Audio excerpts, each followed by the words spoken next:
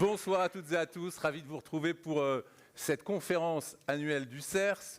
Vous le savez, une vague de data centers géants, les fameux hyperscales, s'apprête à déferler sur la France, avec une puissance électrique pour certains de ces nouveaux projets qui va égaler la puissance actuellement utilisée par la totalité des data centers existants, et avec une crainte que cet afflux d'équipements consomme trop de ressources et menace l'environnement.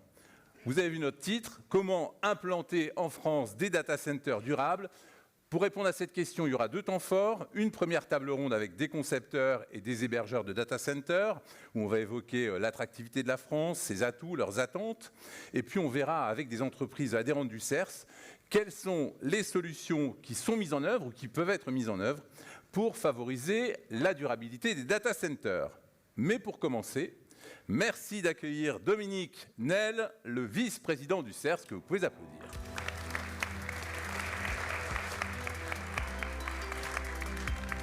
Merci Christophe. Bonsoir Dominique.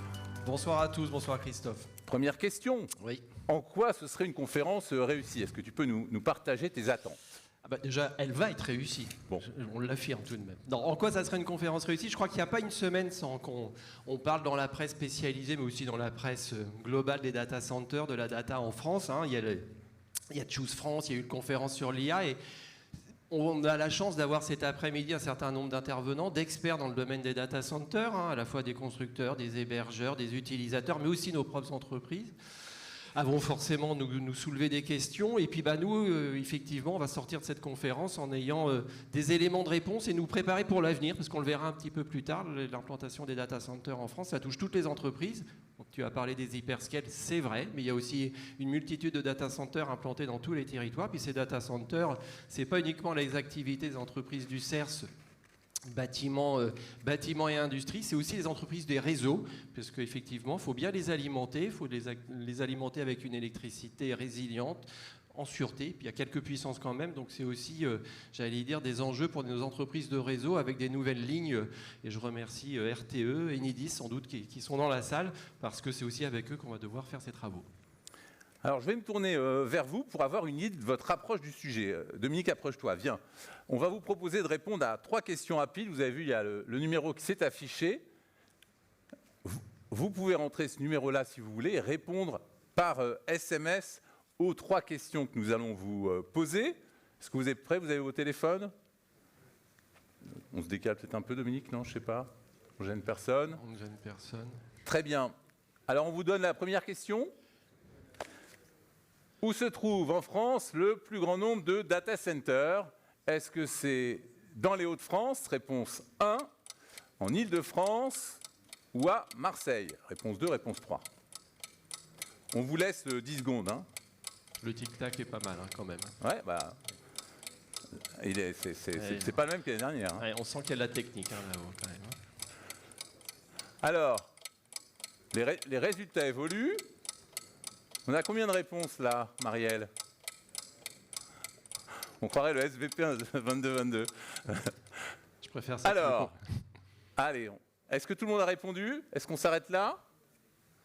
Vous êtes 45% à avoir dit l'Île-de-France, 40% les Hauts-de-France, 15% seulement Marseille. Vous n'allez pas faire plaisir à Valérie Morel. Pardon. La réponse, Dominique? Bien sûr, c'est l'Île-de-France. Alors, forcément, c'est l'Île-de-France, mais c'est aussi la région qui a démarré le plus tôt.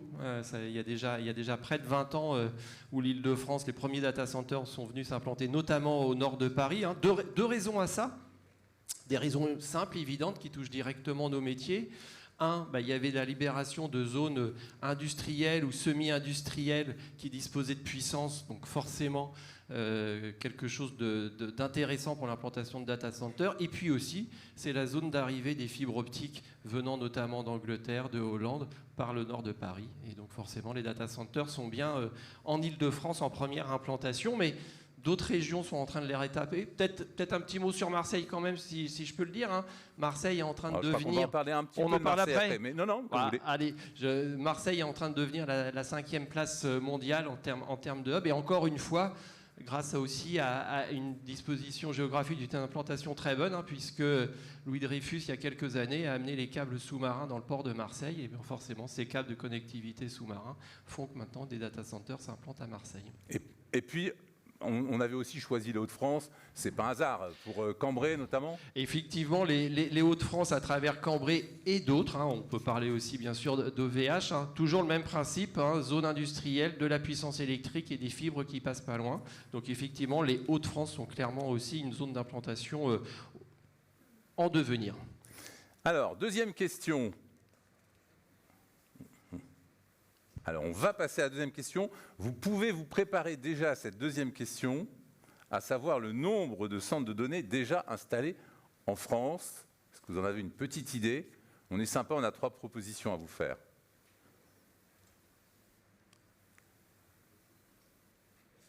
Alors, il y a le 122, il y a le 322, sinon on va le faire à main levée, hein. Et 1222. C'est le con, c'est toujours la technique qui lâche. Non. Alors on commence à main levée. Qui dit 122? Personne s'y risque. Qui dit 1222? 1222?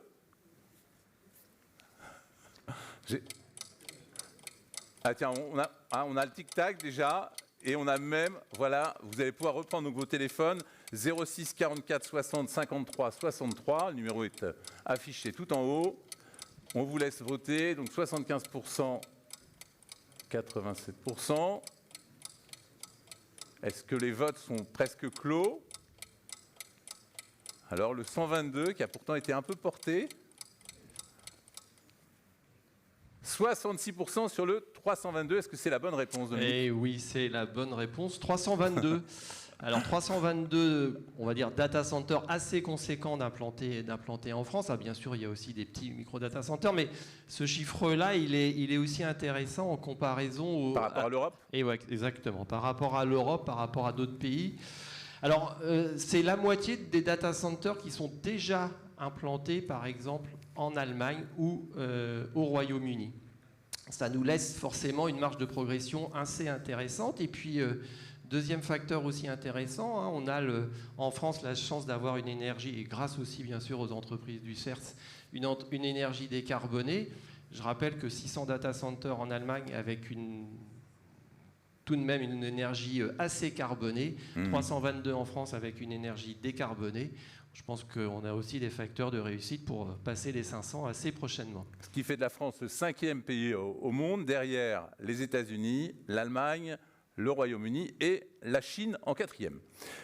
La troisième question, on va maintenant faire appel à des gigawatts. Quel est l'appel de puissance actuel d'après vous? Est-ce que c'est 0,8 gigawatts, 6 gigawatts, 12 gigawatts? Vous connaissez le principe maintenant. 06 44 60 53 63. Dominique, tu ne souffles pas. Je t'ai vu faire des petits gestes avec les doigts. Ni les représentants de RTE s'il y en a dans la salle. Bon, est-ce que la question est plus difficile? Quel est l'appel de puissance actuel, hein? La puissance électrique actuelle des data centers en gigawatts. Ah! Alors donc, vous avez donné comme réponse 6 gigawatts. Et est-ce que c'est la bonne réponse, Dominique? Eh bien non, ce n'est pas la bonne réponse. Ce n'est pas la bonne réponse, c'était 0,8. La bonne réponse, c'est 0,8 gigawatts qui sont actuellement consommés dans les data centers conséquents en France. C'est peu.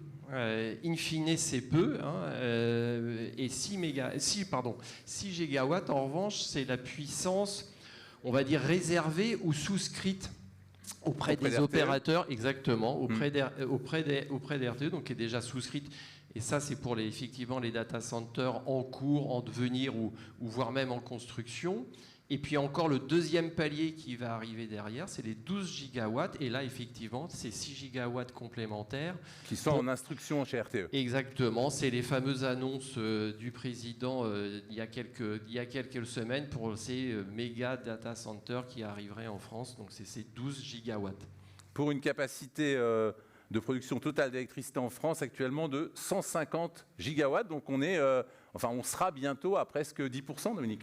Effectivement, on sera à 10%, mais la France, à la fois à travers son énergie nucléaire et encore une fois les entreprises du CERS qui y travaillent au quotidien, à travers aussi ses énergies renouvelables, a désormais une véritable souplesse en termes d'accueil et de fourniture d'énergie, encore une fois, très décarbonée. Donc ça nous laisse, nous, entreprises du CERS, quand même quelques beaux jours devant nous. Encore une fois, pour la construction, l'implantation de ces data centers, mais aussi toute la distribution en amont pour pouvoir les alimenter correctement. Donc c'est, je crois, pour les entreprises et l'ensemble des employés, des collaborateurs des entreprises du CERS, encore des bonnes nouvelles, mais peut-être quelques précisions par rapport à ces données-là, hein. Il y a aussi, on en parle assez peu, il y a aussi tout le travail qui est fait dans les opérations de maintenance et tout ce qu'on appelle le retrofit ou réurbanisation de data centers existants. Hein, pour être clair, tous ceux qui ont été construits au début des années 2000. On va en parler. On en parle tout à l'heure. Voilà.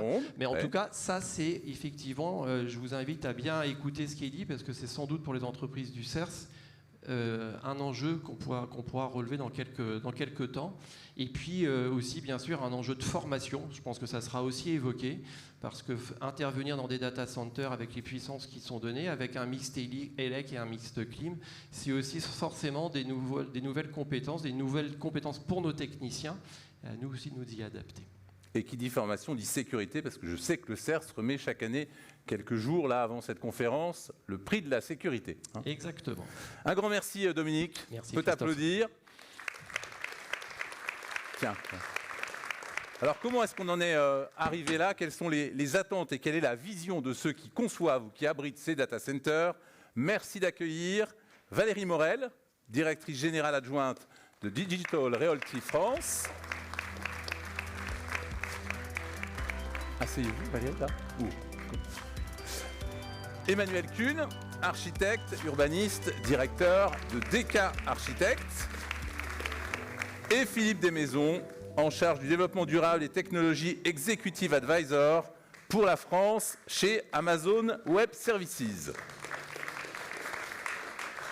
Un grand merci à tous les trois d'avoir accepté notre invitation. Honneur à vous, Valérie, forcément, et pas que par galanterie. Hein. La première question que je voulais vous poser, c'est est-ce que vous pouvez nous présenter Digital Realty France et puis nous dire combien vous avez de data centers en France? Prenez, oui, un micro, tenez. Voilà. Ok. Bonjour à tous. Donc effectivement, honneur aux femmes, ce qui n'est pas non plus hyper fréquent dans le monde du data center. On n'est pas très nombreuses.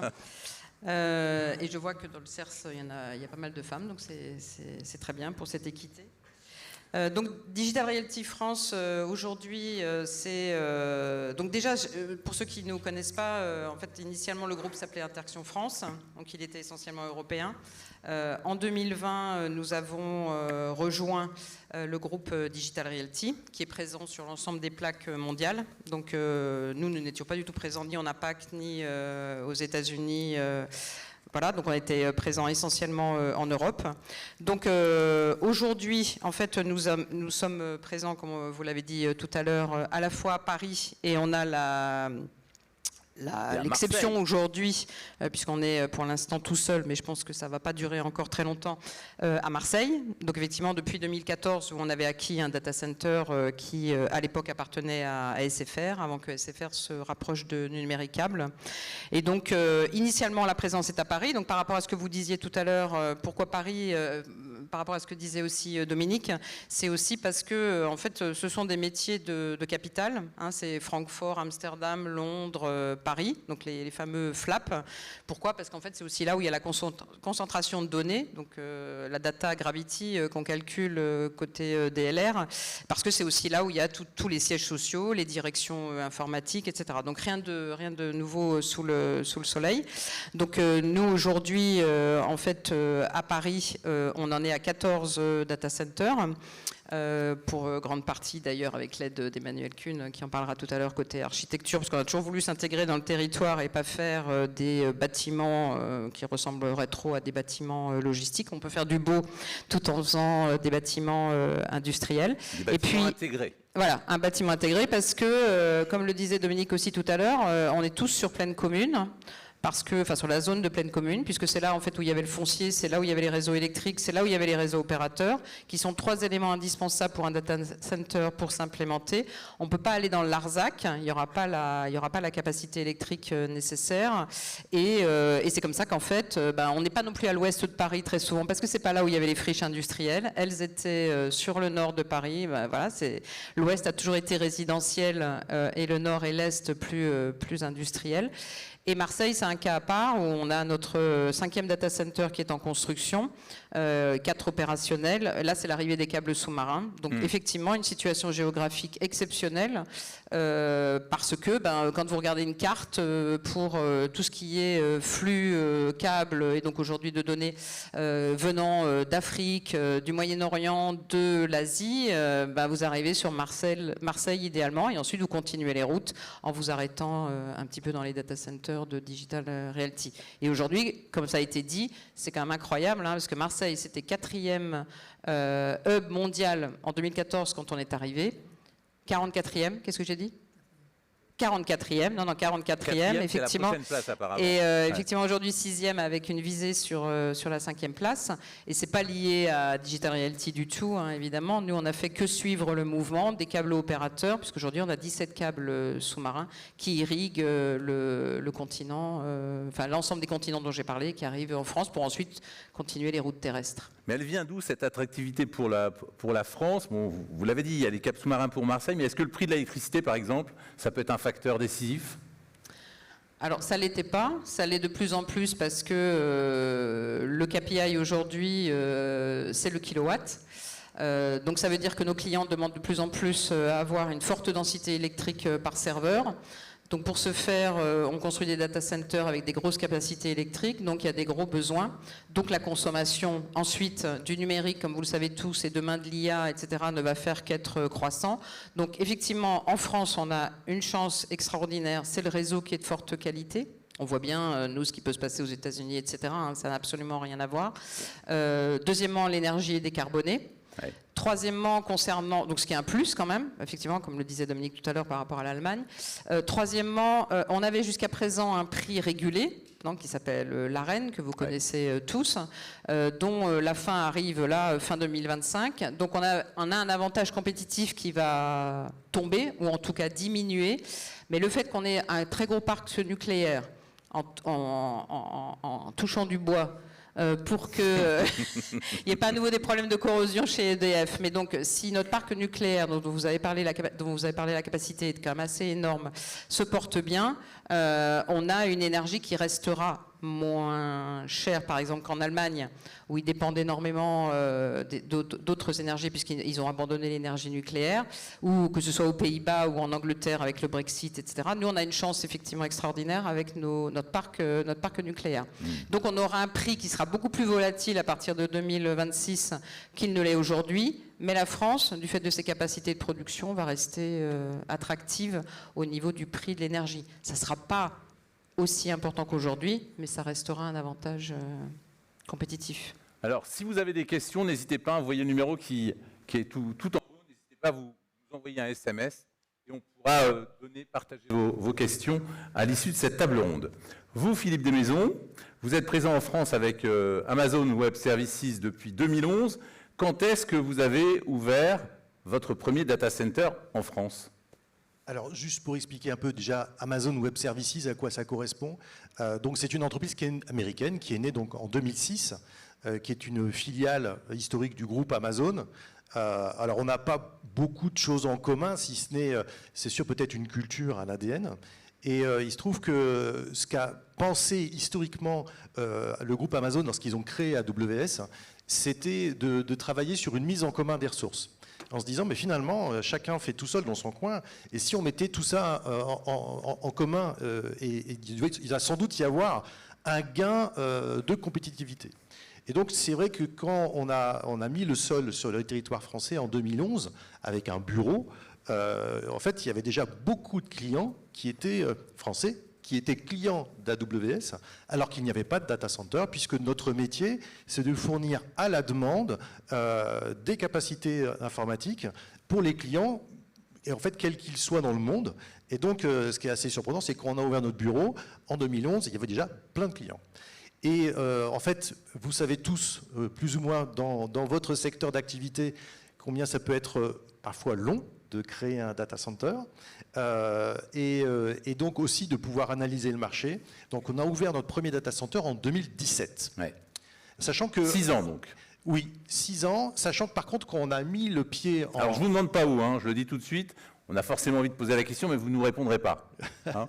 Donc en fait, en 2017, lorsqu'on a eu notre volonté de s'installer en France, nous travaillons en fait chez AWS avec une logique de région. Et ça, c'est parce que c'est quelque chose de très important chez nous.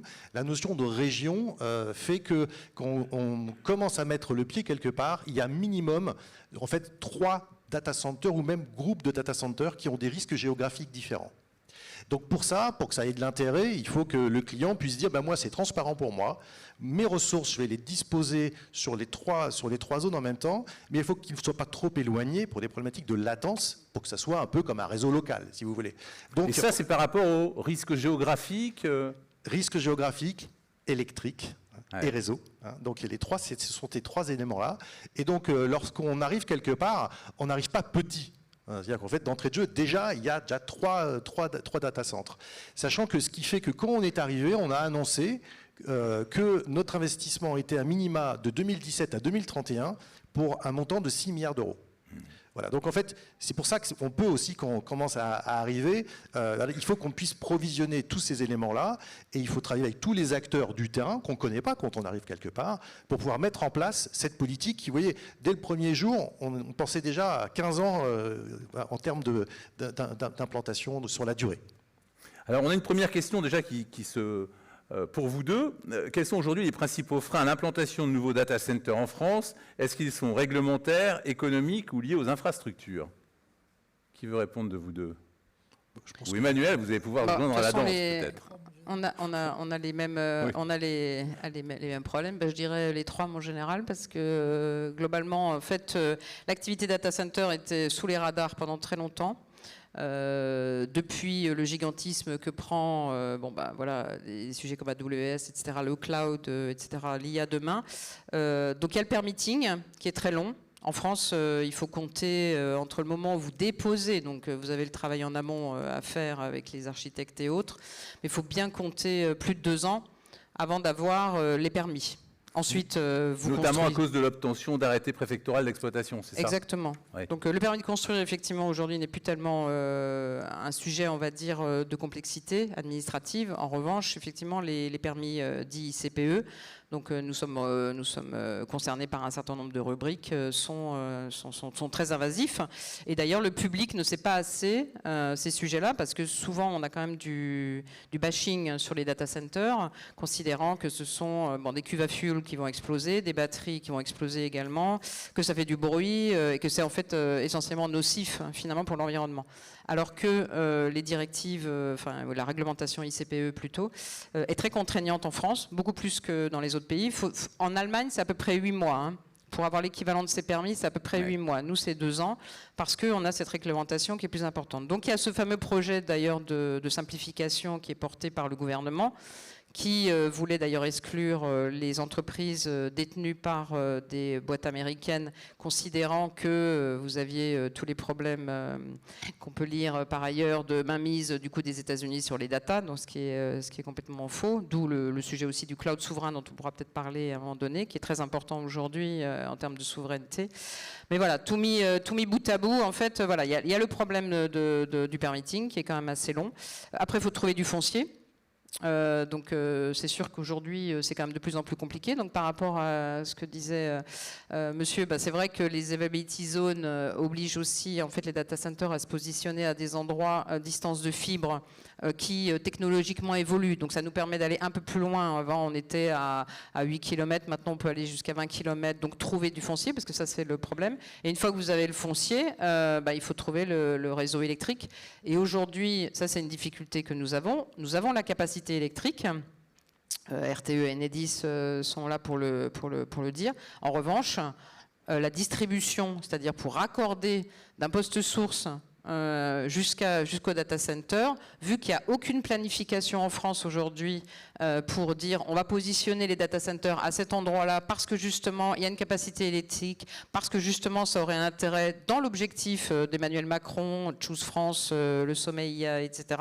Eh ben, on est tous en train de mettre nos data centers là où on trouve de la place et ensuite on demande à RTE de nous raccorder, puisque la plupart du temps on est quand même sur des capacités supérieures à 40 MW, donc c'est RTE. Et là, ça demande à nouveau une certaine durée. Et aujourd'hui, RTE peut nous demander 3, 5 ans, 7 ans avant mais de là, il y aura pouvoir nous la raccorder. procédure du fast track là, qui va permettre d'accélérer tout ça. Oui, mais ça, c'est pour des très grosses capacités. Les Donc, 400 000 volts dont vous parliez là. Voilà. Donc, oui, mais Les 400 mégawatts. des grandes capacités électriques, on n'est quand même pas tous. Aujourd'hui, la France reste un petit pays par rapport aux États-Unis. Hein. On n'est pas non plus en train de. On peut parler de data center de 200, 250 mégawatts, mais on n'est pas non plus au gigawatt, malgré ce qui a été annoncé au sommet IA. D'accord. Si je peux juste compléter ce que dit Valérie, par rapport à la réputation, je pense que c'est quelque chose de très important. On voit toujours le data center de manière générale comme étant quelque chose de polluant. Et alors, en fait, c'est assez intéressant, j'en ai parlé tout à l'heure. Notre métier, c'est de rendre nos clients compétitifs parce que, tout simplement, on va partager de la ressource. Donc, en fait, on se positionne, nous, Cloud Service Provider, par rapport aux data centers privés que les entreprises pouvaient avoir historiquement, comme le transport en commun de l'IT. Et ça, c'est quelque chose de très important. C'est-à-dire qu'en fait, globalement, même à exactement configuration identique, on va dire, qu'est-ce qui fait la différence entre un data center privé, c'est des murs avec des serveurs dedans, et en fait un data center de cloud. C'est aussi des murs avec des serveurs dedans. Donc, qu'est-ce qui change? C'est la même différence qu'entre une voiture où je suis tout seul dedans et du covoiturage. Et en l'occurrence, pour nous, c'est 24 heures sur 24, 7 jours sur 7. Dès qu'il y a un client qui descend, il y en a un autre qui remonte. Donc, on est vraiment dans cette logique où aujourd'hui, on amène de la sécurité de fonctionnement pour tout le monde, de la sécurité d'accès pour tout le monde. Qu'on soit petit, grand ou moyen dans l'économie, on a exactement les mêmes qualités de service. Ça, c'est important. Et puis, toujours aussi cette logique de moins d'impact. Donc, bien sûr, la partie bas carbone, et ça c'est un élément qui est extrêmement important aujourd'hui sur l'ensemble de mes clients. Dans mon poste de travail aujourd'hui, beaucoup de mes grands clients décident de déménager de pays tels par exemple l'Irlande pour venir en France pour ces raisons-là. Voilà, donc juste pour cette notion de réputation, c'est important.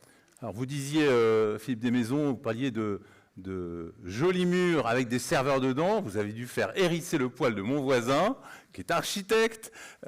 Non, Emmanuel Kuhn, vous cherchez plutôt à faire de l'intégrer au territoire, hein, dans votre conception. Alors, j'ai pas tellement le choix parce qu'en France, on a... D'ailleurs, on va pouvoir peut-être vous montrer le projet que vous avez à Marseille. On le voit tout de suite. Alors, ça, c'est un projet qui s'appelle MRS5 avec Digital Realty. Avec une vague, hein.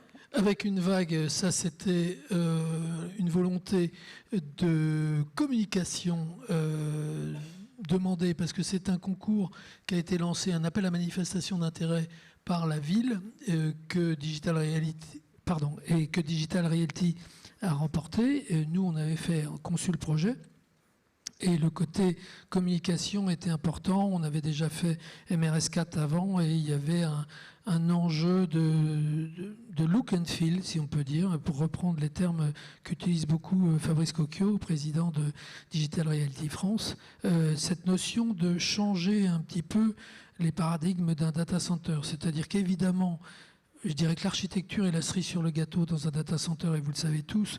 Il s'agit d'avant tout de répondre à une technique, à des besoins d'un client, un cahier des charges qui est défini par le client, les clients finaux, et par la technique régulièrement utilisée par Digital Realty, si on prend eux comme exemple. Oui, parce que vous avez quand même fait une dizaine ensemble, hein, je crois. Oui, même un peu plus. Même un peu plus. Oui, depuis 2003, okay.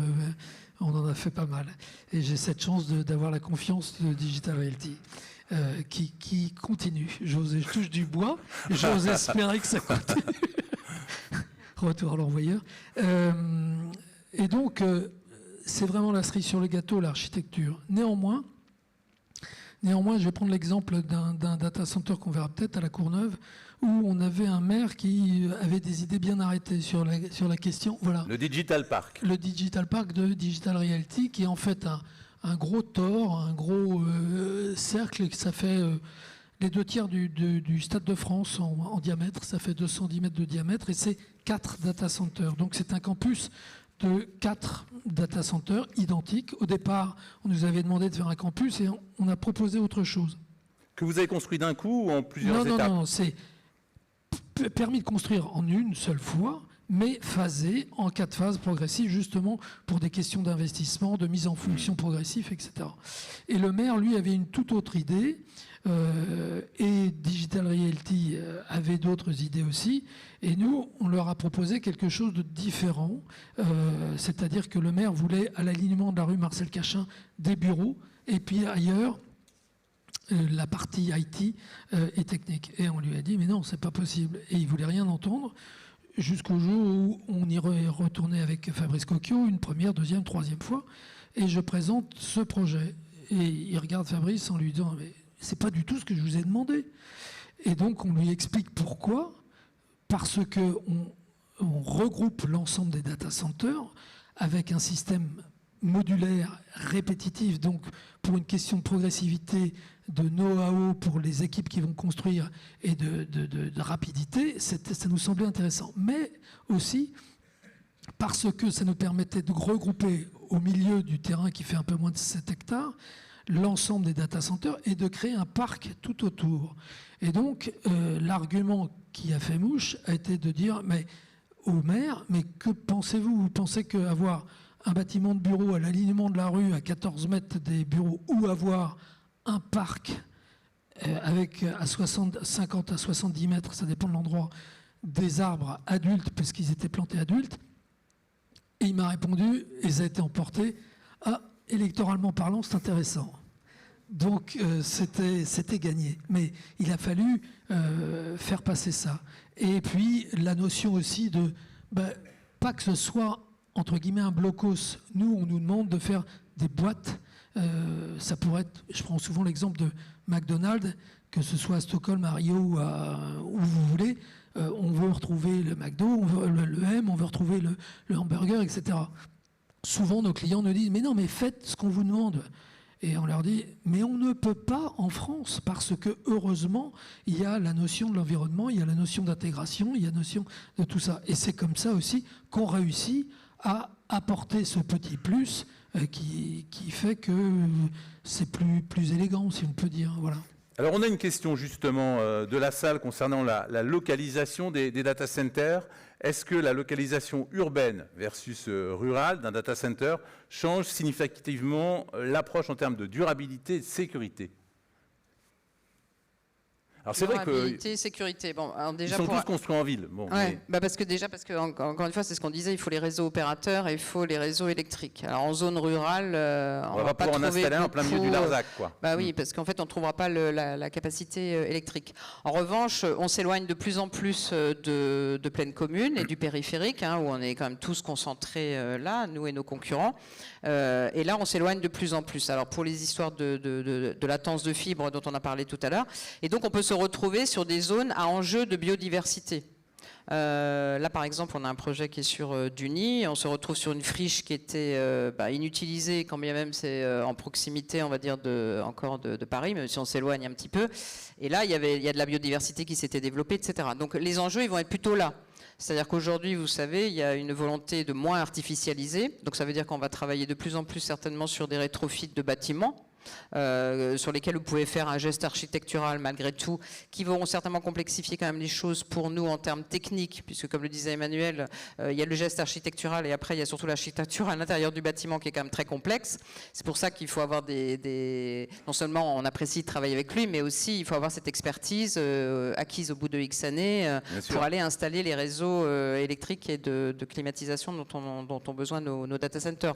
Donc du coup, effectivement, en ruralité, le problème, ça va être l'artificialisation des sols, c'est un vilain mot, et potentiellement des enjeux de biodiversité qui vont faire que votre projet peut peut-être carrément se casser la figure en termes de résultats, parce que les coûts, les enjeux seront beaucoup trop importants et vous n'aurez jamais vos permis. Mais l'avantage en zone rurale, et c'est une question qu'on a, pourquoi ne pas implanter les data centers à proximité de production d'énergie renouvelable, avec des stockages d'électricité? Alors aujourd'hui, le stockage de l'électricité, vous pouvez peut-être en parler. Disons qu'en fait, il y a une... Vous, chez Amazon Web Services, vous recherchez beaucoup le renouvelable. Hein. Alors exactement, c'est important en fait, c'est fait partie des choses que viennent chercher nos clients. Ils viennent chercher à la fois la compétitivité en termes de prix, la sécurité, donc j'en ai parlé tout à l'heure, et aussi la durabilité, et ça c'est quelque chose de très important. Donc aujourd'hui, on est présent dans 36 régions dans le monde. Je vous expliquais ce que c'est qu'une région. Hein. Il y en a 22 qui sont d'ores et déjà en 100% énergie renouvelable. Donc c'est quelque chose de très important pour nous. Par contre, il est clair que la densité énergétique dont on a besoin sur le site, et avec la complexité dont parlait Valérie, de pouvoir trouver l'endroit avec toutes les contraintes dont on vient de parler, fait que c'est pas toujours possible. Parfois, c'est possible. C'est très simple. Dès que c'est possible, on le fait. Même par exemple pour la notion de réutilisation de la chaleur, eh bien, dès que c'est possible, dès que ça a du sens, on le fait. On le fait à Dublin, par exemple, parce que les data centers sont très proches des habitations, mais c'est pas toujours possible, en fait. On parle toujours de cette notion de réutilisation de chaleur. On aimerait bien, parce qu'en fait, ça veut dire que quelque part, on descend la consommation, entre guillemets, du site. Mais en fait, souvent, en fait, pour qu'on puisse les réutiliser, il faut que le réseau de chaleur il soit là, et parfois il est loin. On serait obligé de mettre des pompes à chaleur intermédiaires pour réchauffer.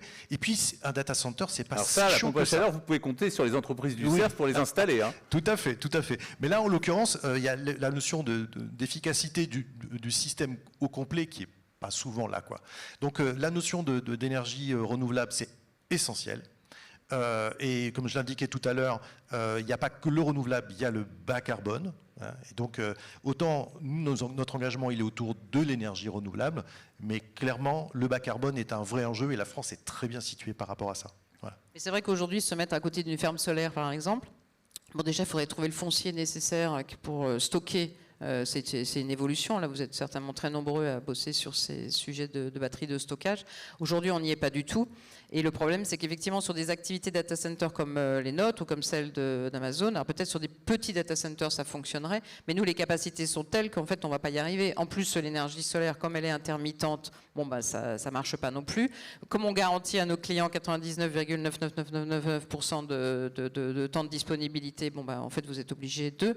Et donc, effectivement, on est aussi, nous, Digital Realty, 100% renouvelable, mais via, effectivement, l'acquisition de certificats d'origine France hydro, parce qu'en France on a la chance d'avoir pas mal d'hydro, mais voilà. Mais effectivement, se raccorder directement à des éoliennes ou à des fermes solaires aujourd'hui, c'est pas possible. Sachant que ce qui est important aussi pour nous, je vous l'ai dit tout à l'heure qu'on a une vision à long terme à 15 ans, donc ce qui est important pour nous, c'est de voir loin. Donc en fait, le cloud, puisqu'aujourd'hui on parle de cloud comme s'il n'essaie de rien, mais en fait, on a des clients qui avaient des data centers privés qui viennent chez nous. On parle de migration. Donc il y a des fermetures de data centers, et d'ailleurs, nous, ça nous intéresse, les fermetures de data centers, parce que parfois, ça peut être... En fait, notre objectif est d'entrée de jeu de travailler sur quelque chose qu'on ne va pas artificialiser. Et encore mieux si c'est un data center qui est ancien, parce que les arrivées électriques, l'ensemble des éléments réseau sont déjà là. Donc, en fait, aujourd'hui, pour nous, c'est quelque chose de plutôt assez intéressant. Mais donc, grosso modo, les clients viennent chez nous, et ils viennent chez nous, en fait, pour pouvoir avoir des bénéfices, et qui sont, entre autres, la notion d'avoir de l'énergie renouvelable, mais dans la durée. Or, on voit notre croissance. Donc pour ça, on a décidé de travailler au niveau du groupe Amazon. AWS est vraiment une entité, mais de travailler sur des projets d'énergie renouvelable additionnels. C'est-à-dire qu'en fait, aujourd'hui, c'est plus aujourd'hui alors si les derniers chiffres, ça change tout le temps, vous m'excuserez. Donc en Crète, je crois que c'est 28 gigawatts au niveau mondial. Donc on en a 2 en France, un à Préchac et un à Saint-Frichou qui sont des fermes solaires et qui ont pour vocation à pouvoir accueillir cette fois-ci, non pas des certificats d'origine qu'on achèterait sur le marché, mais en fait de travailler avec des énergéticiens qui fabriquent pour nous ces installations, et on va travailler sur des corporate PPA, donc des Power Purchase Agreement, qui sont privés, entre guillemets, dont l'ensemble de ces projets, une fois qu'ils sont sortis de terre, c'est-à-dire qu'en fait, ça a commencé en 2019, ils ne sont pas tous sortis de terre. Et pour pouvoir faire qu'on puisse se les attribuer, mais cette fois-ci de manière additionnelle par rapport au réseau, ce qui est très important pour nous. Qu'est-ce que vous pensez des deals signés par Google, Amazon et Microsoft avec des startups de SMR, les fameux Small Modular Reactors? Est-ce que c'est prospectif? Est-ce que c'est concret? Est-ce que ce modèle de nucléaire adossé directement à une entreprise pourrait arriver en France dans la décennie à venir? Alors, la décennie... Puisque vous ne voulez pas du renouvelable, on fait d'autres propositions. Non, mais je pense qu'on a répondu. Effectivement, il y a le sujet aussi des PPA. Je mets juste un bémol sur le PPA, c'est que ça fonctionne jusqu'à ce que le client ne veuille pas payer le coût additionnel, parce que bon, on reste quand même avec ce prix de l'élec, enfin de la compétitivité. En fait, effectivement, aujourd'hui, il y a des projets dont on parle effectivement dans la presse aux US. Je pense que nous, en France, la régulation, enfin oui, le fait qu'on soit justement un pays très nucléarisé, avec donc des autorités largement compétentes sur le sujet, moi franchement, ça sera certainement ce vers quoi il faudra aller. Mais dans ces cas-là, il faudra trouver un modèle où le data center vient s'accoler effectivement à un SMR. Le SMR reste sur la responsabilité des sachants. Enfin, je veux dire, déjà, nous, on met des stations électriques sur nos sites, c'est déjà nouveau parce qu'avant, voilà, on avait un raccordement Enedis et puis vous gériez pas cette partie-là. Là, vous faites de la distribution électrique désormais dans les campus, donc déjà, c'est des compétences qu'il faut avoir, il faut les trouver. Parce que ça, c'est un sujet sur l'attractivité qui est un problème en France, c'est de trouver le personnel pour nos activités. Mais en plus, avoir les compétences de s'occuper d'un SMR, moi, j'y crois pas du tout, en tout cas pas à l'horizon 10 ans. Et encore une fois, dans ces cas-là, il faut que ce soit une volonté commune avec le gouvernement, en fait, de mettre en place quelque chose dans cette volonté d'avoir effectivement cette souveraineté sur les data centers. Mais potentiellement, aujourd'hui, encore une fois, vous l'avez dit aussi tout à l'heure, la capacité n'est pas le problème c'est la distribution. Donc effectivement, les SMR pourraient être des solutions pour dire, bah, tiens, voilà, je fais de la planification, je construis quelques SMR, je colle les... il faut que ce soit peut-être comme une espèce de ZAC, où on met en commun un certain nombre de ressources, qu'elles soient électriques ou autres d'ailleurs, hein, et puis on se met tous, même les concurrents ou même les clients finaux, sur ces zones-là pour mutualiser, ce qu'on fait absolument pas du tout, alors qu'en Hollande ils l'ont fait, hein. Bon, ils ont fini par faire un moratoire sur le sujet, mais au moins il y avait cette volonté de mutualiser finalement et de planifier en fait les zones sur lesquelles on peut mettre des data centers. Donc il y a la volonté aujourd'hui, hein, Emmanuel Macron il a demandé à ce que EDF, enfin qu'il y ait des mises à disposition, des propositions en fait de sites sur lesquels on pourrait accoler des data centers, mais le problème en fait revient ensuite de si on vous envoie trop loin, vous n'avez pas les réseaux nécessaires, donc c'est peut-être certains types de data centers, donc on investit tout ça. Alors on a une dernière question, alors très pratique, quelle est la surface minimale pour implanter un data center? Vous avez une idée? Il n'y a pas de surface minimale, ça dépend de ce que vous voulez faire. Hein. Ouais. Si vous voulez faire un petit data center, un petit immeuble, vous mettez 3 étages et hop. Et puis après, on se retrouve avec des dizaines d'hectares. Tout dépend de la puissance. Donc, tout dépend en fait du métier de l'acteur de data center, parce que c'est vrai qu'encore une fois, il y a du data center en province, etc. Et après, vous avez des gros data centers comme nous, parce que nous, on ne fait que ça, on fait que de la colocation. Donc, on fait des bâtiments qui correspondent à la demande de nos clients avec encore une fois, des dizaines de mégawatts. Et pour ça, mécaniquement, on ne sait pas faire. Hein. En France, on a les PLU qu'il faut respecter. Donc, du coup, vous pouvez pas aller faire comme à Singapour sur des hauteurs de dingue. Donc, du coup, vous êtes limité aussi en hauteur. Donc, du coup, vous vous étalez. Et donc, vous avez besoin d'un foncier plus important en surface. Allez, une toute dernière question sur la durabilité, puisque c'est quand même le thème de cette table ronde. Comment sont pris en compte l'adaptation au changement climatique, RGA, température extrême supérieure à 50 degrés dans les zones urbaines, restriction d'utilisation d'eau et résilience dans la construction des data centers et le choix de localisation? Alors, je pense que ça, sur cette partie-là, c'est vrai qu'on a parlé beaucoup d'électricité, mais l'eau, il faut effectivement en parler. Ça, c'est un point essentiel, puisque donc, on parle beaucoup du Power Usage Effectiveness, qui est la quantité en fait, d'énergie supplémentaire que je rajoute à l'énergie dont j'ai besoin pour faire tourner mon serveur, pour qu'il puisse être maintenu en conditions opérationnelles. Il a énormément baissé ces dernières années. Quand j'ai commencé, il y a 30 ans, mon métier, on était sur des PUE de 3.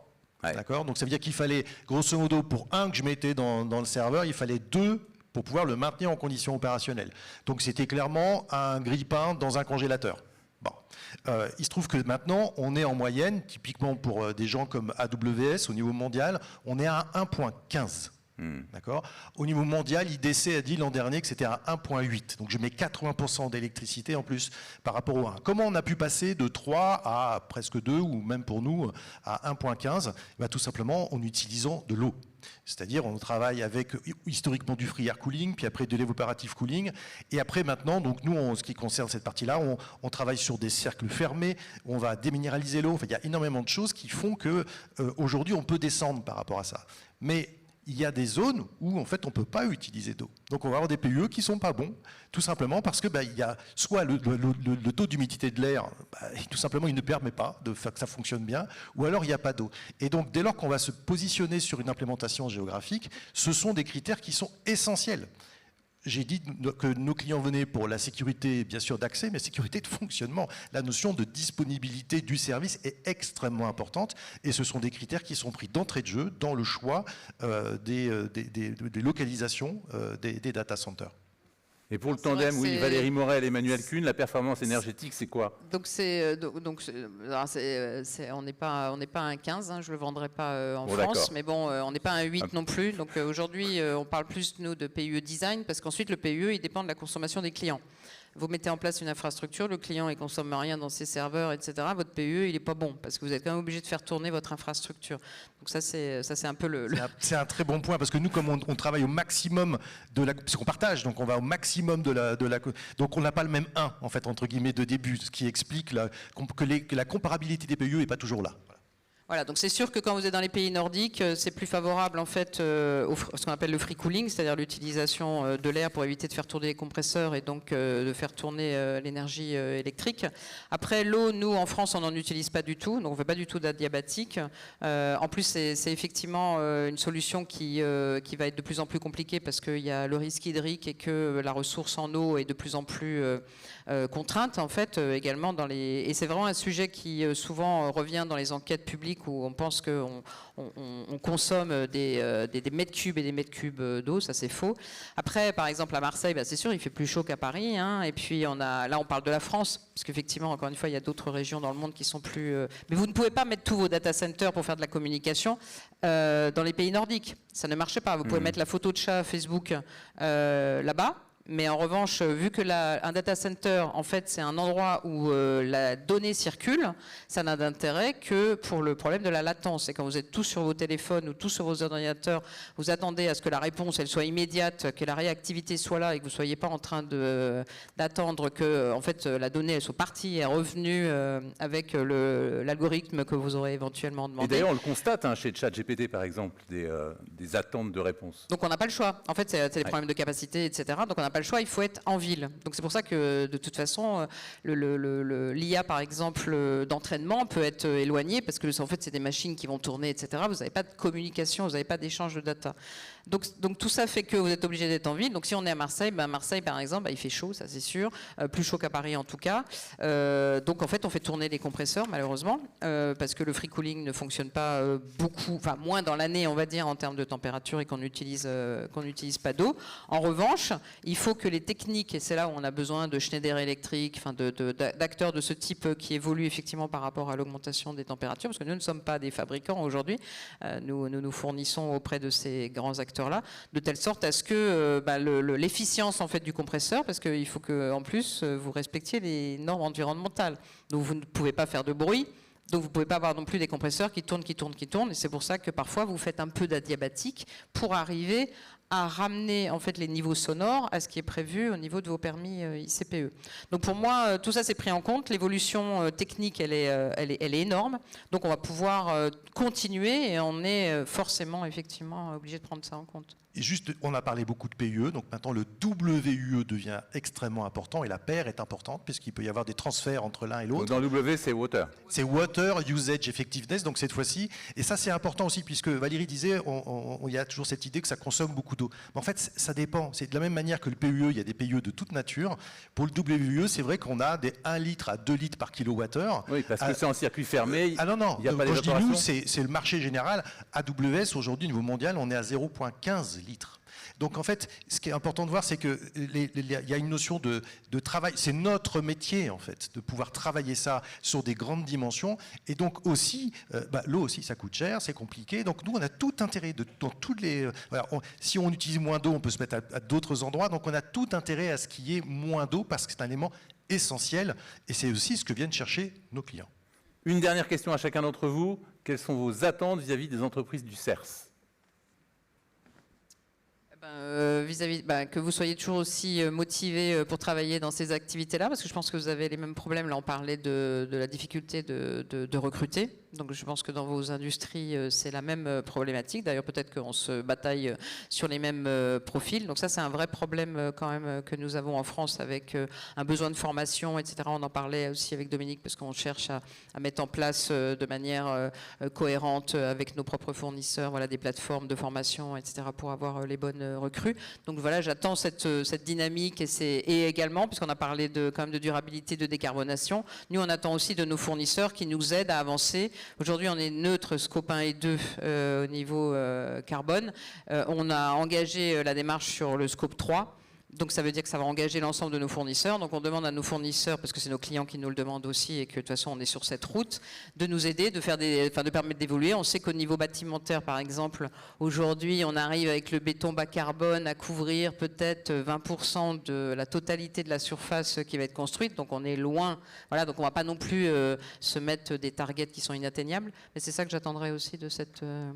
Moi, je rajouterais que nous, en tant qu'architectes, on est généralistes. On travaille bien évidemment en permanence avec les bureaux d'études et sans eux, on n'existe pas. Maintenant, les entreprises du CERS peuvent nous aider justement à évoluer, être alertes par rapport à l'évolution technologique qui est énorme et constante. Et donc nous, en tant que généralistes, on court un peu après. Alors il ne s'agit pas d'être tous les jours avec Pierre, Paul et Jacques du CERS qui vont nous expliquer tout ce qu'il faut faire, mais au moins diffuser ces évolutions qui sont constantes pour ne pas être à courir derrière. Voilà ce que moi je peux attendre de ça. Merci. Pour finir, en fait, nous, on est en bout de chaîne par rapport... Non, en fait, on est en frontal vis-à-vis du client qui va utiliser nos services, mais l'énergie, pour nous, c'est quelque chose, voilà, qui est essentiel. C'est-à-dire qu'en fait, sans énergie, il n'y a pas de data center qui tourne. Et donc, vous êtes une clé essentielle, chacun en fait à votre dimension, que ce soit dans la maintenance, dans la partie mise en place, de nos services, de la résilience. Et nous, ce qu'ils viennent chercher, c'est de la sécurité, je l'ai dit, bien sûr, d'accès, c'est évident, mais aussi une notion de disponibilité du service. Et vous êtes essentiel. Donc déjà, merci pour ce que vous faites. Puis il faut continuer. Et puis vous travaillez peut-être pour lui, on ne sait pas... Alors effectivement, il se trouve que vous êtes parfois en bout de chaîne, donc peut-être qu'on travaille ensemble, et moi je ne le sais pas, et vous non plus. Un grand merci à tous les trois, on peut vous applaudir. Merci beaucoup. Merci de nous avoir permis de découvrir l'univers de vos data centers. Je vous propose de voir à présent quelles sont les solutions qui sont mises en œuvre pour favoriser la durabilité. Merci d'accueillir Benoît Louis Martin, directeur commercial data center d'Eiffage.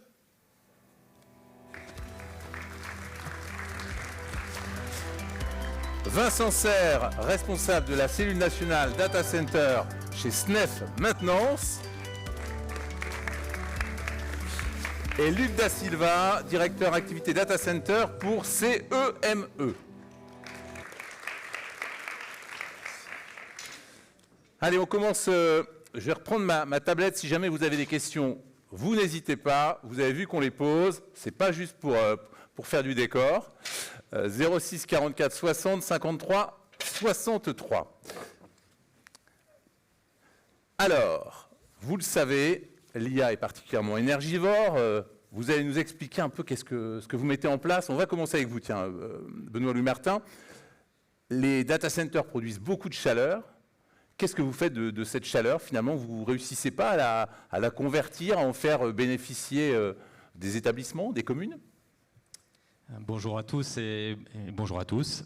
Oui, effectivement, il y a énormément d'énergie qui est dissipée par le fonctionnement des data centers, cette énergie qui est dégagée du fait de l'effet Joule dans les baies informatiques. Donc on récupère de l'énergie et plutôt que de la dissiper à l'atmosphère, on a effectivement des idées de la réutiliser soit pour des usages, par exemple, de séchage, des usages horticoles, où peut-être cette énergie, par sa qualité, peut être directement utilisée, soit on essaye de la transformer pour la mettre à disposition des collectivités, des réseaux de chaleur, dans un souci d'économie circulaire, hein, avec, on va dire, des usagers qui sont les habitations, les entreprises qui sont à proximité des data centers. On en a parlé un petit peu dans la table ronde précédente. Il y a de multiples difficultés. En voilà peut-être un challenge supplémentaire de réutiliser la chaleur. Il faut s'aligner avec un pouvoir, une autorité qui a la capacité donc d'utiliser cette chaleur. Vous y êtes arrivé là, vous venez de On le y est faire arrivé à Viry-Châtillon, là, vous venez de passer Alors, une convention, c'est ça? On a deux exemples effectivement qu'on peut mettre en valeur. Le premier, c'est sur un supercalculateur qu'on a mis en place pour le biais du CNRS, dans lequel il y a effectivement des baies déjà qui sont un peu qui présagent ce qu'on va faire dans le futur, des baies à 60 kW par baie, avec des régimes de température un petit peu plus élevés. Et effectivement, cette énergie peut être réutilisée directement dans un réseau de chaleur dans une des ZAC présentes sur le plateau de Saclay. Donc il y a déjà un système qui a été mis en place par notre groupe, hein, dans cette perspective. Et la deuxième chose, effectivement, sur un très gros data center qu'on est en train de construire, on a d'ailleurs coupé le ruban, hein, officiellement il y a 2 semaines. Où ça, on peut savoir? Donc c'est à Lys, Ouais. hein, un data center qui fait près de 80 MW.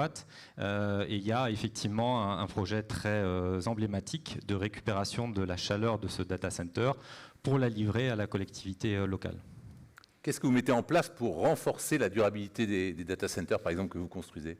Alors, donc ça, c'est un sujet d'économie circulaire, mais il y en a d'autres, notamment qui ont déjà été évoqués, hein, sur le choix des matériaux de construction. Le béton bas carbone, c'est un point effectivement sur lequel on va gagner dans le contenu carbone de la construction de manière très importante. Mais il y a d'autres sujets, il y a des sujets notamment de profilé aluminium, de profilé acier aussi, acier recyclé.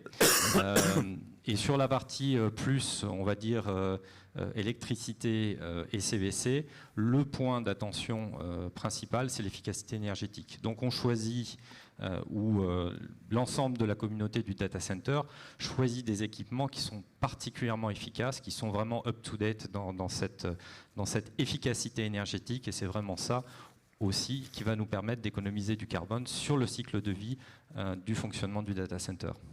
Luc Da Silva, on voit avec l'usage qu'on fait de l'intelligence artificielle une grosse consommation d'énergie. Comment on peut renforcer la durabilité des data centers malgré ou avec l'IA? Alors c'est une très bonne question. C'est vrai qu'avec l'émergence de l'IA, on a tous constaté une véritable mutation des data centers sur le plan énergétique. Si on fait un retour en arrière avant l'arrivée de l'IA, les premières baies consommaient il y a 25 ans 0,5 kW par baie.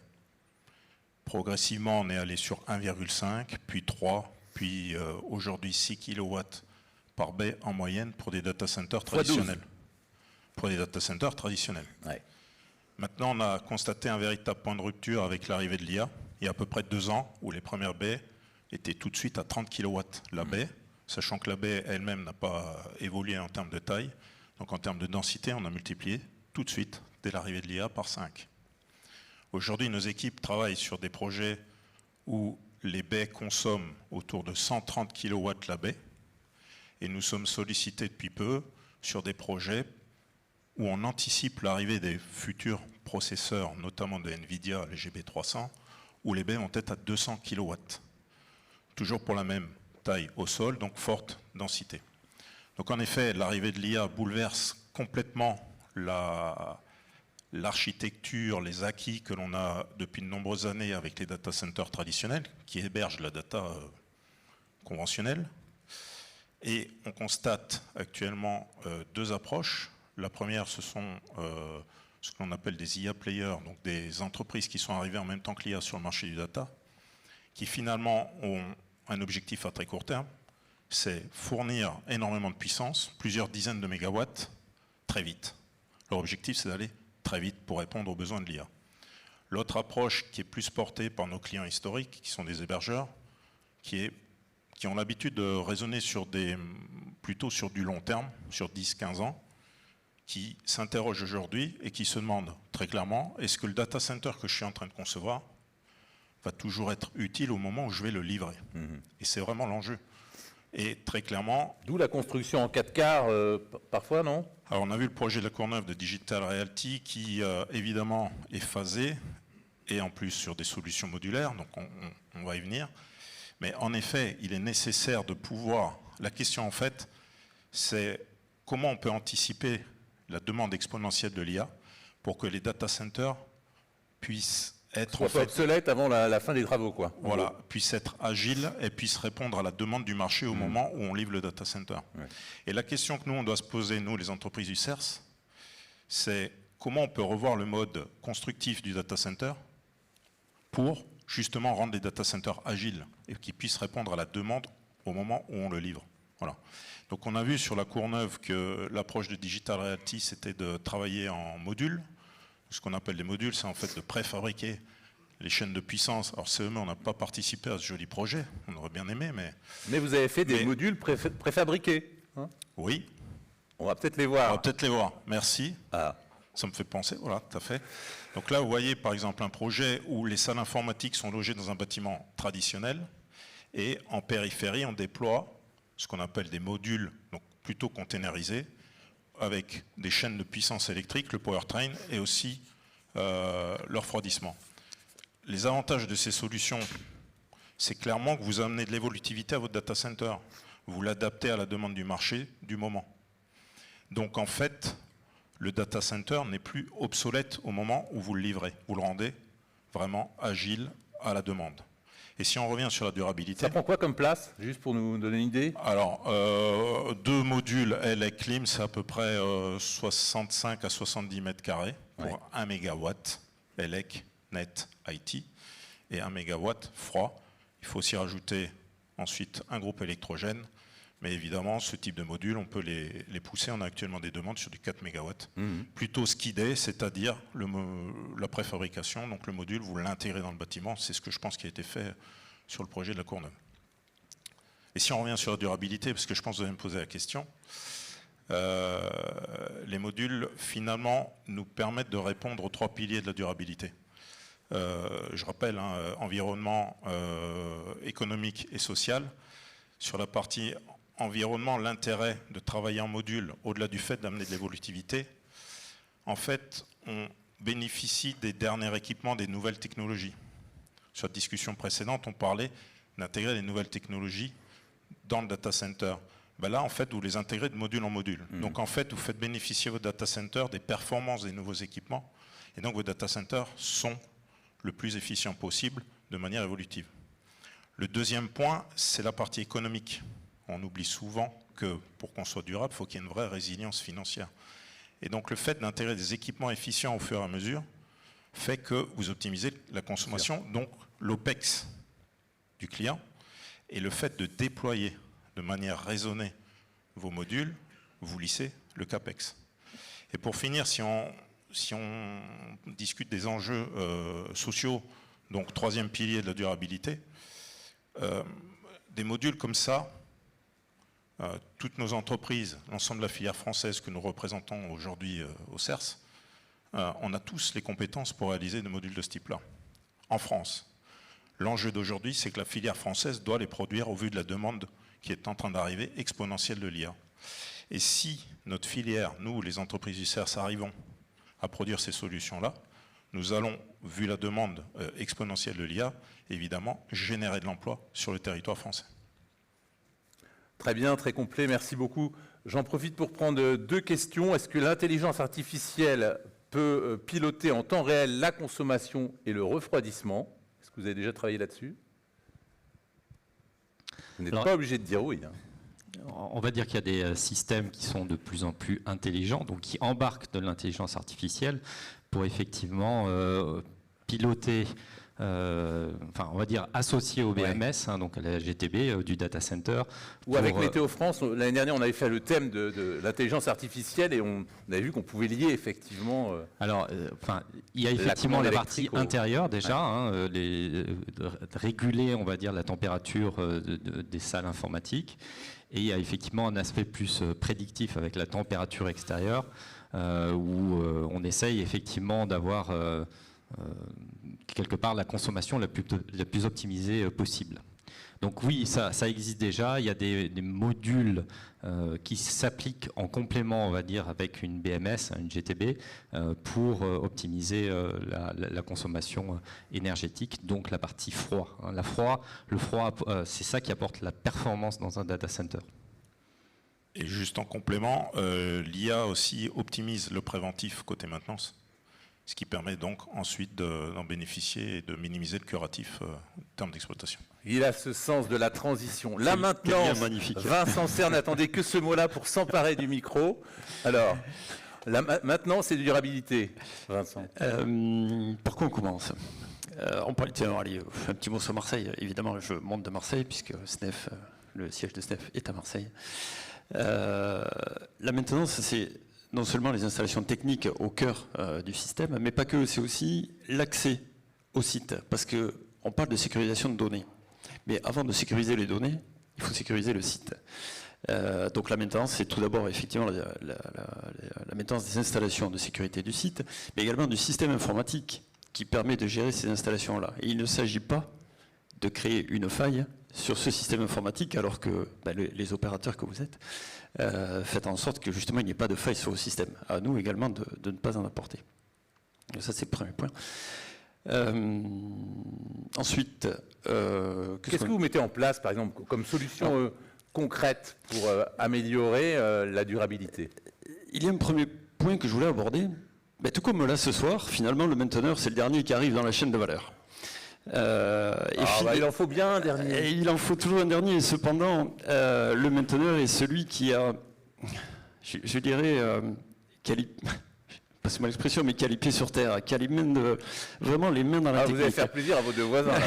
Oui, mais qui a les mains dans la technique, en ce sens où il est important que le mainteneur intervienne dès la phase de conception, parce qu'effectivement, quand on parle de conception de data center, on parle d'énergie, on parle de matériaux, de matériel. Rarement le mainteneur est inclus dans cette phase-là, et pourtant il a aussi son regard d'expert qu'il peut apporter justement à la conception, puisque c'est lui qui plus tard fera en sorte que les matériels aient une durée de vie la plus longue possible. Quelles sont les innovations que vous mettez en place, par exemple, pour lesquelles vous intervenez en termes de maintenance et qui permettent d'améliorer justement la durabilité? Nous parlions tout à l'heure de systèmes adiabatiques.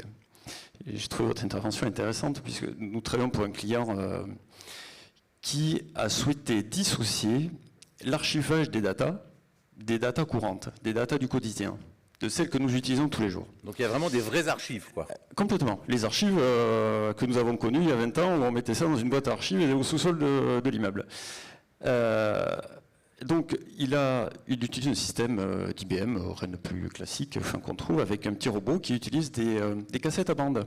D'accord. Voilà. Voilà, exactement. Ce système-là, bon, c'est pas le site évidemment sur lequel nous travaillons, mais ces cassettes à bande qu'on a connues il y a quelques dizaines d'années permettent d'archiver les données, et les clients finaux, les clients de notre client, peuvent y accéder en temps voulu. Bon, avec une réactivité qui n'est pas évidemment la réactivité souhaitée pour les datas du quotidien. Cependant, ce système-là est bien moins énergivore forcément que des serveurs classiques, et du coup avec une déperdition calorifique bien inférieure par rapport à ce qu'on connaît sur des serveurs conventionnels. Et on ne climatise pas les salles. C'est du rafraîchissement, uniquement du rafraîchissement adiabatique. Alors j'ai pas les chiffres à vous mettre là sur exposé aujourd'hui. Et effectivement, mais non, mais surtout la consommation d'eau, parce que c'est un sujet. Cependant, on fait du rafraîchissement d'air, et du coup, la consommation énergétique globale du site est bien inférieure. C'est-à-dire que voilà, sur cette idée de porter une nouvelle offre à ses propres clients, eh bien, il a créé des sites avec forcément plus vertueux que les sites conventionnels. Et pour les données dont on a besoin immédiatement?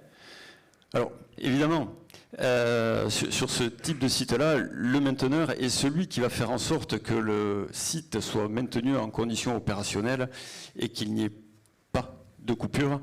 Donc ça va forcément sur la maintenance des systèmes qui soient de climatisation, d'électricité, les onduleurs et autres. Et tout ceci est géré, on en parlait à l'instant, par une BMS qui est le point d'entrée, le point clé aujourd'hui. Et le mainteneur n'est plus... Le mainteneur, avec cette image qu'on a tous, enfin on en parle en rigolant, c'est le chiffon burette, c'est terminé cette période-là. Le mainteneur aujourd'hui, c'est un technicien, c'est un spécialiste. C'est quelqu'un qui va aller effectivement sur un système de GTC, aller piloter l'installation et avoir un regard critique sur l'installation pour justement essayer de pousser au maximum la durée de vie des équipements pour ne pas les remplacer de manière trop régulière et du coup pour diminuer l'impact carbone de la consommation d'équipements. Voilà. Pour respecter un peu le temps de parole, Benoît Martin, un petit mot sur le rétrofit. En quoi le rétrofit, ça peut aussi améliorer la durabilité et comment?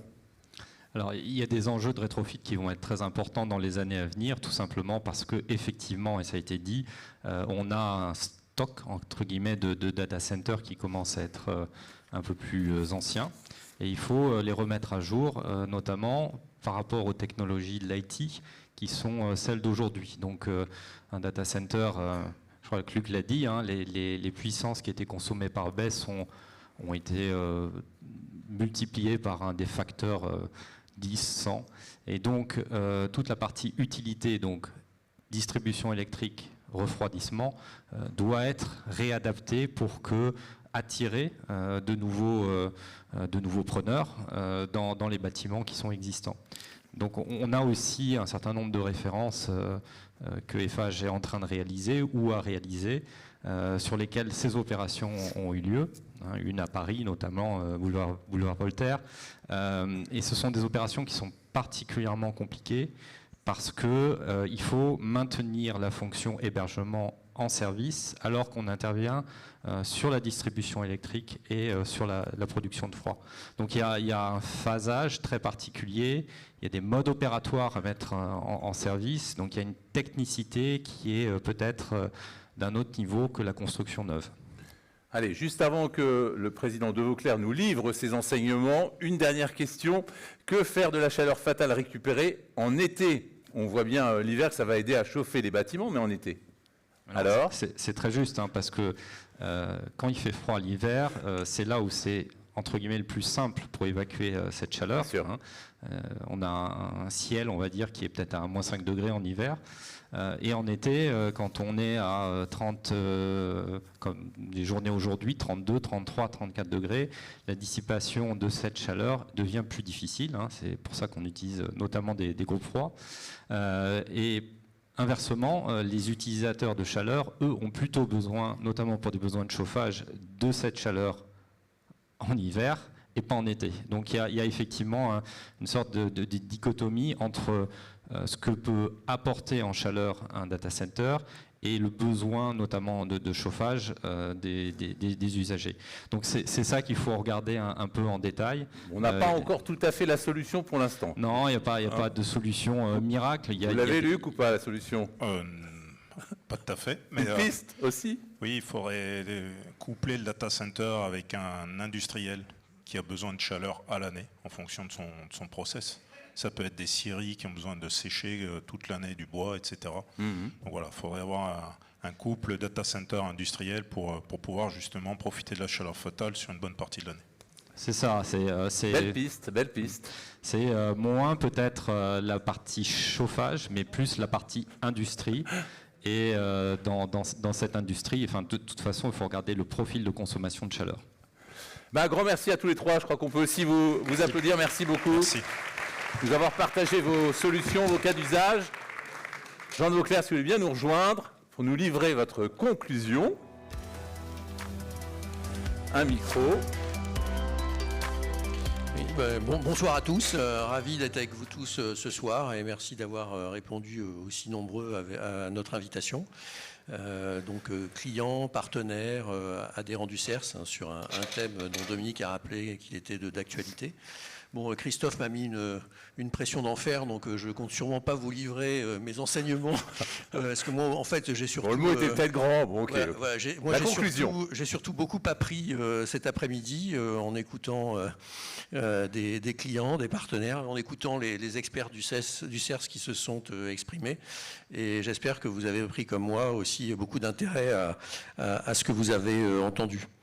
Alors effectivement, on a choisi ce thème des data centers il y a un an, après avoir choisi l'IA l'année dernière, donc il y a comme peut-être quelque part il y a une continuité, une certaine continuité. Et donc, il y a un an, il y avait cette continuité, et on se disait, ouais, c'est un thème porteur. Et je pense qu'on n'avait pas imaginé Choose France, ce qui s'est passé aux États-Unis, ce qui s'est passé à Paris. Enfin, et donc, il s'est vraiment retrouvé effectivement complètement actuel. Alors les data centers, les entreprises du CERS s'y intéressent depuis longtemps. Bon, c'est un outil essentiel de la transition numérique chère au CERS. Alors l'IA a donné depuis au moins un an une espèce de coup de booster extraordinaire au sujet. Et donc, on a fait probablement un des thèmes les plus porteurs pour nos activités dans une conjoncture qui est parfois pas toujours au top. En tout cas, le sujet des data centers, on se dit qu'il a vraiment des beaux jours devant lui, et tout ce qu'on a entendu cet après-midi ne peut que le confirmer. Donc moi j'ai été très intéressé par tout ce que j'ai entendu des intervenants. Je veux retenir qu'il y a toujours des plans de développement ambitieux des data centers. Bon, les chiffres du sondage là étaient également intéressants. Les 10% bientôt de puissance électrique dans les data centers. Donc les atouts qu'a la France, là, les fibres parfaitement connectées, le prix de l'énergie qui était un avantage compétitif, mais j'ai bien entendu, bon, ça va peut-être pas aussi bien, mais ça va quand même pas être trop mal. C'est ce que j'ai retenu de l'intervention de Valérie. Les problématiques donc toujours dans les enjeux, les problématiques de raccordement, les problèmes de délai. Donc j'ai entendu quand même les 8 mois en Allemagne versus 2 ans en France pour la partie permitting ICPE. Bon, quand même un sujet effectivement, mais apparemment nos politiques travaillent. Je retiens aussi, mais ça, c'est ce que c'est devenu même le sujet vraiment adressé maintenant au plus haut niveau, c'est devenu un enjeu de souveraineté pour la France d'être présent dans cette compétition mondiale et avec plein d'atouts. Bon, je pense qu'il y a une complexité dans tous ces sujets dont on a donné un peu un aperçu ce soir.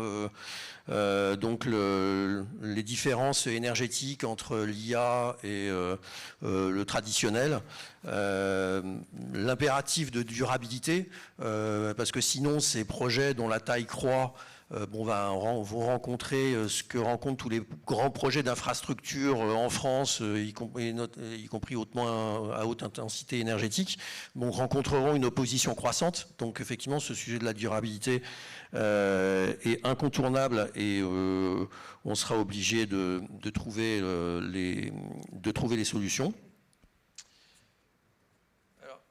Ces enjeux qui sont complexes sont également évolutifs. Moi, je suis frappé depuis quelques années, et puis les chiffres qu'a donné Luc étaient impressionnants. Enfin, donc l'évolution de la puissance électrique des unités, l'évolution de la taille des projets, enfin les petits projets les grands projets d'hier sont les petits projets d'aujourd'hui. On voit une segmentation du marché entre le edge, le mid-size et l'hyperscale, sans parler du rétrofit. Donc tous ces sujets sont évolutifs, sont autant de challenges à relever pour notre profession. Je pense qu'on saura se mettre à la hauteur, et ce que j'ai entendu, les quelques exemples que j'ai entendus sur scène tout à l'heure me suffisent à m'en convaincre, mais je pense qu'on pourrait passer quelques heures sur le sujet. Donc je pense que pour relever tous ces challenges, il faudra, comme le disait Valérie, il faudra mobiliser des compétences. Et je pense vraiment qu'il faudra mobiliser les meilleures compétences de nos entreprises en conception, en réalisation, en maintenance, même si Vincent, ils sont les derniers de la chaîne, en efficacité énergétique, en durabilité, en réseau et infrastructure. En gestion de projet, on n'en a pas trop parlé aussi, mais ces grands projets sont extrêmement exigeants en termes de capacité à délivrer des projets en temps, en heure et dans les budgets. Et ils demanderont une interaction parfaitement constructive avec nos clients, les AMO, les maîtres d'œuvre, toute la partie énergie, EDF, RTE, Enedis. Et je pense que les entreprises du CERS, justement, on a toute cette palette de métiers, on est sur toute la chaîne de valeur et on maîtrise toutes ces interactions.